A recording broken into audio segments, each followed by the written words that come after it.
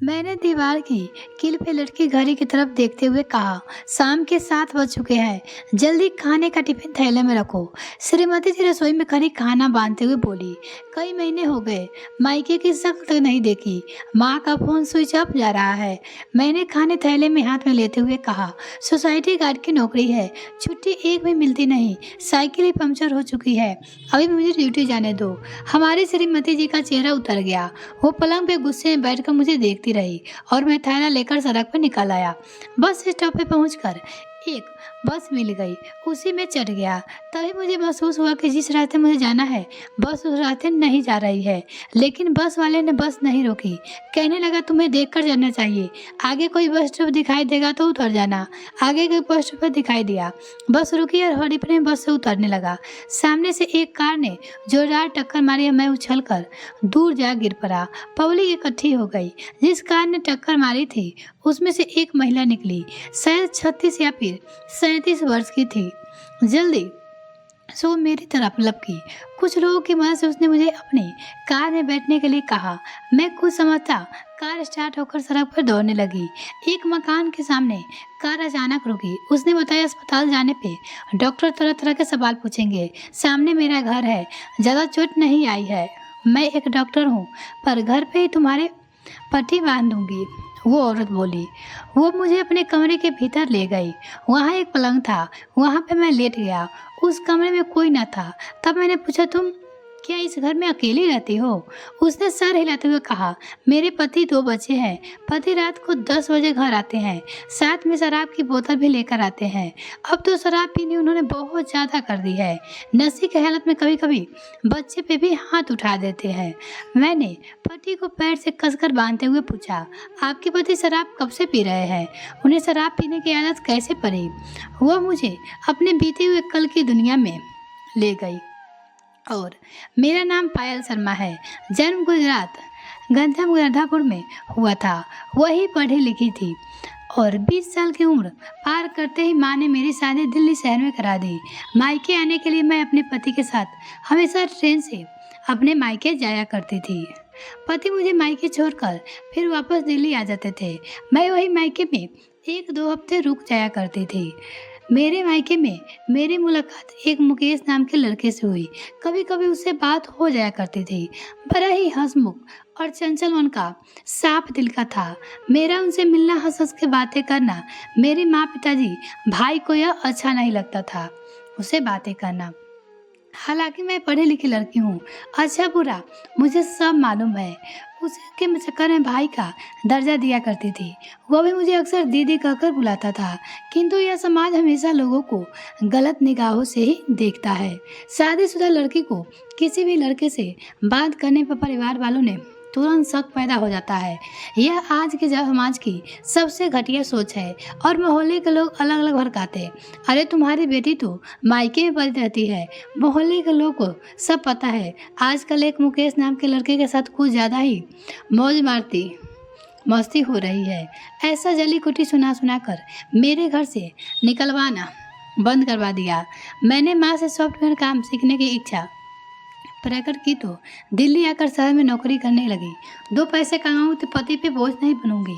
माँ की तबीयत खराब थी। मुझे अचानक अकेले ही ट्रेन पकड़कर मायके जाना पड़ा। उसी ट्रेन में मुझे फिर से मुकेश मिला। वह मुझे देखकर हैरान रह गया। मैं हमेशा उसे अपना भाई मानती थी।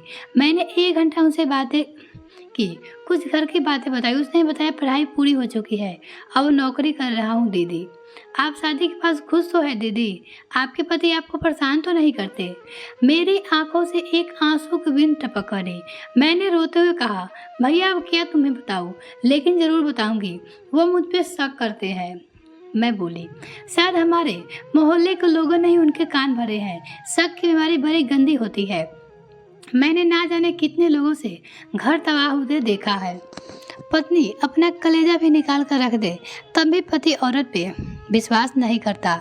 जब मैंने कोई पाप किया ही नहीं तो मैं क्यों डरूं दुनिया वालों से, अपने पति से, अपने ससुराल और मायके वाले से। लेकिन हूँ तो आखिर एक औरत ही।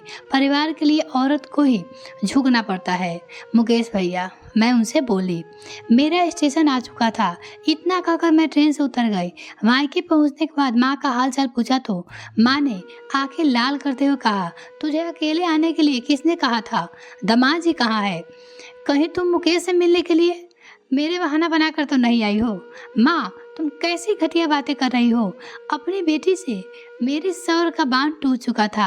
आजू बाजू रहने वाले लोग ने सिखाने पड़ा तो तुम आ चुकी हो। अपनी जान दे सकती हूँ मगर कोई गलत काम नहीं करूँगी। माँ ने छत से दामाद जी को बुलाते हुए कहा, पायल, मेरी बात ध्यान से सुनो। दामाद जी दूसरी ट्रेन पकड़कर यहाँ तुमसे आधे घंटे पहले ही आ चुके हैं। रात को 2:30 से यहाँ से ट्रेन सीधे दिल्ली तक पहुँचा देगी। अब तू हमेशा हमेशा के लिए अपने मायके भूल जा। अगर तुम मायके आई तो मेरा मरा मुंह देखेगी। उसी रात मैंने अपने पति के साथ सन 2012 अप्रैल को महीने में दिल्ली लौट आई। आज 12 वर्ष हो चुके हैं। माँ का चेहरा नहीं देख पति ने शहर का पुराना घर बेचकर यह नया घर ले लिया। पति के पुराने नंबर और सिम तोड़कर फेंक दिए और मुझे कसम दी है कि तुम कोई फोन अपने पास नहीं रखोगे। 12 साल से मेरे पास कोई मोबाइल नहीं है। पास की सहेली पारू वर्मा ने मुझे कार चलाना सिखा दिया और डॉक्टरनी का काम भी। मैं अपनी क्लिनिक से लौट रही थी, रास्ते में ब्रेक लगा ही रही थी कि तुमसे टकरा गई।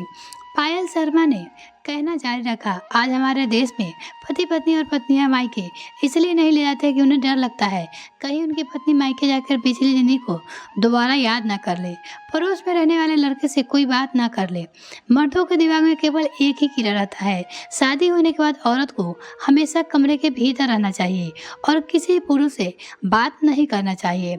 बस यही सोचकर मर्द अपनी औरत को मायके नहीं भेजते। काम धंधे का कोई बहाना बना लेते हैं। डार्लिंग, आज नहीं कल चलेंगे, कल नहीं जाता तो कहते हैं परसों चलेंगे। इसी तरह हफ्ते महीने बीतते चले जाते हैं क्योंकि पुरुष के दिमाग में शक का कीड़ा पल रहा होता है। समाज में स्कूलों से बहुत कम ऐसे परिवार है जो अपनी पत्नी को मान सम्मान देते हैं, उनका आदर करते हैं और सबसे बड़ी बात, अपनी पत्नी पे विश्वास करते हैं। पायल शर्मा की बात खत्म होते ही मैं बिस्तर से उठकर खड़ा हो गया। बहन जी, मेरा ड्यूटी का टाइम निकल चुका है, लेट हो गया तो मुझे अब जाना होगा। क्या पता आपके पति यहाँ आकर मुझ पे भी शक करे। सामने पर्दा हिलाकर आदमी दिखाई दिया। उसने मुझे देखा और कहा, घबराओ नहीं, मैं पायल का पति राकेश हूँ। मैं पर्दे के पीछे खड़े सब बातें सुन रहा था। पायल, मुझे माफ कर दो, शक की बीमारी ने मुझे बुरी तरह तोड़ दिया था। दरअसल ऐसा कुछ नहीं है। मोहल्ले में कुछ ऐसी औरतें भी होती है जो दूसरे घर तोड़ने में माहिर होती है। दूसरे घर टूटते हुए देखकर, दूसरे का बिखरते हुए देखकर उन्हें बहुत अच्छा लगता है। मेरी आंखें अब खुल चुकी है। आज मुझे मेरी आत्मा मुझे धिक्कार रही है। आज मुझे आत्मग्लानि हो रही है। बच्चे ट्यूशन से आने वाले हैं। जब तक तुम कपड़े पैक करो, हम अभी तुम्हारे मायके चलेंगे। रास्ते मोबाइल की दुकान से तुम्हें एक नया फ़ोन भी दिलवा दूंगा, टच वाला। राकेश ने शराब की बोतल फेंकते हुए पायल को गले से लगा लिया। राकेश ने तुरंत कार में बिठाकर मुझे मुखर्जी नगर ड्यूटी पे पहुंचा दिया। उसी रात बच्चों को लेकर अपनी पत्नी के मायके की ओर रवाना हो गया। जैसे तैसे मैंने रात काट ली। सुबह का घर पहुंचा तो श्रीमती जी आंगन में झाड़ू लगा रही थी। तुरंत झाड़ू हाथ से छीने मुस्कुराते हुए कहा, कपड़े पैक कर लो, बच्चों को तैयार कर लो, हम अभी ही तुम्हारे मायके निकल रहे हैं। मेरे मुंह से यह शब्द सुनकर हमारी श्रीमती जी का चेहरा एकदम खिल गया। यह कहानी आपको कैसी लगी कमेंट में लिखना ना भूले। वीडियो को देखने के लिए बहुत बहुत धन्यवाद। अगर आपने अभी तक मेरे चैनल को सब्सक्राइब नहीं किया तो प्लीज़ सब्सक्राइब कीजिए, साथ ही ताकि मेरे और वीडियो का नोटिफिकेशन सबसे पहले आपको मिल सके। धन्यवाद।